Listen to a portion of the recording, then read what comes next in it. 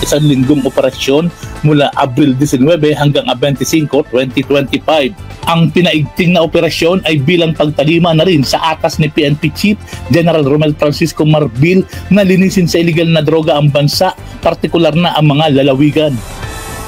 Sa ulat na ipinadala ni Police Brigadier General Christopher Abrahano, Pro 13 Director, 11 individual ang naaresto habang nasa 77,000 halaga ng tobats ang nakuha sa kanilang operasyon sa Agusan.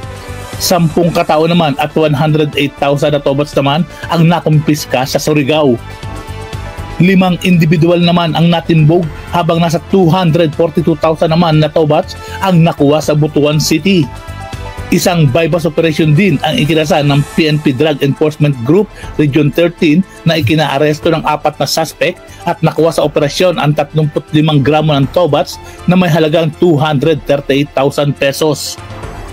Patuloy naman ang isinasagawang kampanya ni Abrahano kontra illegal na droga sa rehiyon upang masiguro na ligtas ang publiko at komunidad sa mga krimen na dulot nito.